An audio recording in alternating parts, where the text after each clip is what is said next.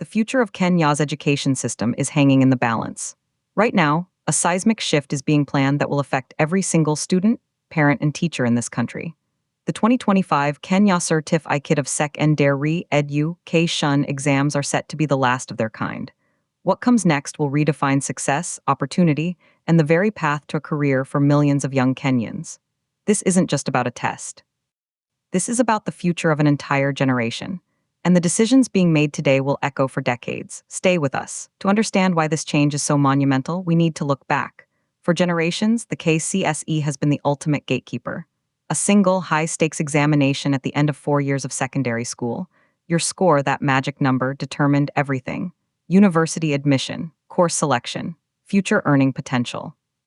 It created a one-chance culture that placed unbearable pressure on students. A system where a single bad day could derail a lifetime of dreams. The push for reform isn't new. Concerns have simmered for years. Critics argued the old system rewarded rote memorization over critical thinking.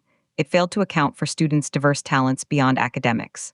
The Competency-Based Curriculum, or CBC, was launched in 2017 as the answer. A complete overhaul from the ground up. Designed to nurture skills, values, and talents from the earliest years. The first CBC cohort is now in junior secondary.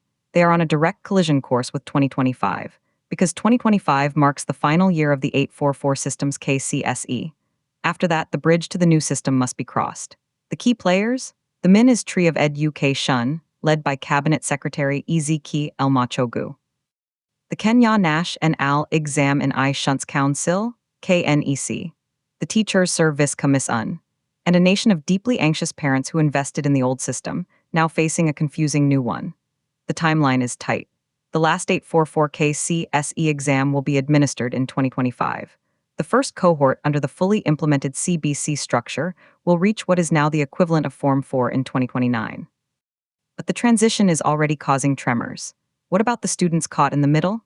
What will university admission look like? The government has been rolling out pieces of the plan, but a cloud of uncertainty remains. This is the backdrop.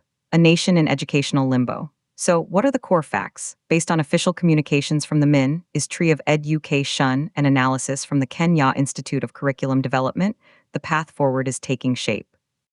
The 2025 KCSE will proceed as normal for the students currently in the 844 pipeline, but it is the end of the line.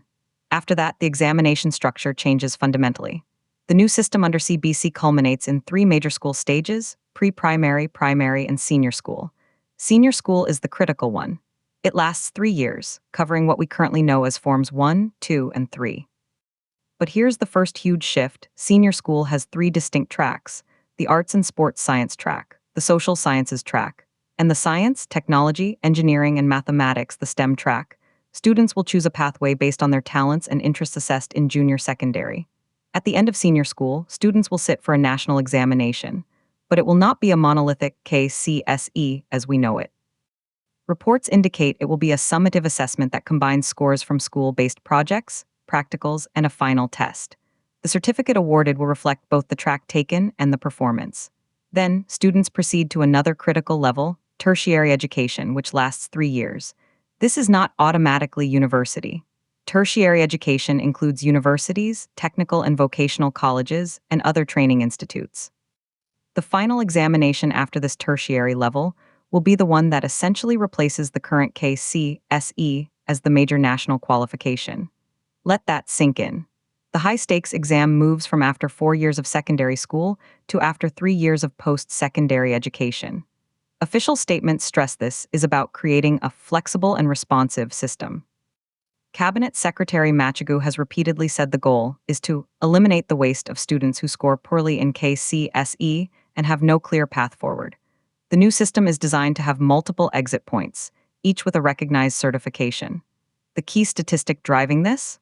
Under the old system, only about 20% of KCSE candidates typically qualified for direct university entry. The government envisions a future where 100% of learners transition meaningfully to further training or work, equipped with certified skills. But not everyone is cheering. The perspectives on this transition are deeply divided. Many educators and parents, especially those with children in the final years of 844, feel trapped. They invested in a system with known rules. Now, they fear their children will be guinea pigs in a poorly understood new world. Opposition viewpoint is stark. Is this change too much too fast? Critics point to the immense logistical challenges. Has the government adequately trained hundreds of thousands of teachers for the CBC's interactive, learner-centered approach? Are schools, especially in rural areas, equipped with the labs, workshops, and technology for the STEM and sports tracks? The cost is a massive concern. The new system requires more infrastructure, more specialized teachers, and continuous assessment tools. Who pays for this? Will it deepen the inequality between national schools and county schools? Internationally, Kenya is being watched. Other African nations have struggled with educational reforms. The comparison to similar situations, like Botswana's or Rwanda's curriculum shifts, shows a common thread. Implementation is everything. A good plan on paper can collapse under poor execution. Some analysts warn of a lost generation during the transition phase, students who are neither fully served by the old system nor properly supported by the new one. The implications are profound. This reshapes the entire pipeline to university. Universities will have to radically alter their admission criteria. No longer just a raw KCSE mean grade. They will need to consider pathway certificates, portfolio work, and scores from the tertiary level exam. This could democratize access, or it could create new, more complicated barriers. The deeper analysis suggests this is more than an educational policy. It is a socio-economic overhaul. By emphasizing technical skills and vocational training, the government is explicitly trying to align education with the job market, to create plumbers, electricians, software developers, and artisans with nationally recognized credentials, not just academics chasing limited university slots. Let's break down the real-world impact on ordinary Kenyans. First, the parents. If you have a child in class 6 or below, your child will never sit the KCSE. Your entire frame of reference for educational success is changing. Your role becomes less about hiring private tutors for exam cramming and more about guiding your child's talent discovery from a young age. For parents with kids in Forms 1 and 2 right now, the anxiety is palpable. They are the last cohort. The pressure to perform in that final 2025 exam may be more intense than ever. For students, the impact is direct. The relentless pressure of a single exam may lessen, replaced by continuous assessment, but new pressures emerge. Choosing a career pathway at age 14 or 15, your performance in practical tasks and projects carrying equal weight to written tests. For the artisanally gifted student, this is liberation. They can shine in a workshop and earn a certificate as prestigious as an academic one. For the academically average student who thrived in a traditional test environment, it may be unsettling. Economically, the implications are vast. The goal is to reduce graduate unemployment by producing skilled, ready-to-work individuals. If successful, it could boost the blue-collar and technical economy, raising the status and income of tradespeople. But the transition period could be rocky. The private tutoring industry, built on KCSE drilling, may need to pivot or collapse. Textbook publishers are already scrambling to produce new CBC materials. Socially, it challenges a deep-seated cultural belief that a university degree is the only path to respect. This is a huge mental shift. Politically, this is a legacy-defining project for the current administration. Its success or failure will be a central issue in future elections. What happens next? All eyes are on the Ministry Tree of Education to release crystal-clear guidelines for the transition, detailed syllabi for the senior school tracks, concrete university admission criteria for the first CBC graduates, and most urgently, a massive, effective retraining program for every teacher in the country. The next 18 months are critical. What are the experts saying? Educational researchers are cautiously optimistic but emphasize caution. Dr. Sarah Ruto, a prominent education advocate, has praised the move away from a ranking culture, but warns that assessment in the new system must be rigorously standardized to prevent corruption or bias in school-based scores. She notes, "The devil is in the implementation. We must ensure a practical assessment in Murang'a is judged by the same standard as one in Mombasa." Comparisons are being drawn globally. Finland, often hailed for its education system, downplays standardized testing in favor of teacher-led assessment. But Finland has a highly trained, trusted, and well-paid teaching force. The question for Kenya is whether the necessary investment in teacher quality will match the ambition of the curriculum.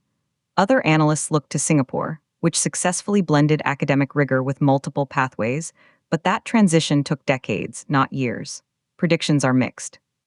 Optimists forecast a more innovative, skilled, and employable youth population in 15 years. Pessimists warn of initial chaos, a decline in perceived academic standards, and a potential increase in inequality if wealthy schools adapt faster. The consensus forecast, a turbulent and uncertain decade ahead. Success of the 2025 KCSE cohort, the last of its kind, will be judged not just by their scores, but by how smoothly the nation pivots away from the system they represent. The key takeaway? The KCSE, as Kenya knows it, has an expiration date, 2025. What follows is a high-stakes national experiment in redefining education itself. Watch for the detailed policy frameworks. Watch for teacher training initiatives. Watch for the first senior school placements. The future of millions is being written now. For continuous, in-depth coverage of this historic transition and all the news that matters to Kenya, subscribe to Kenya News Update today for more breaking news.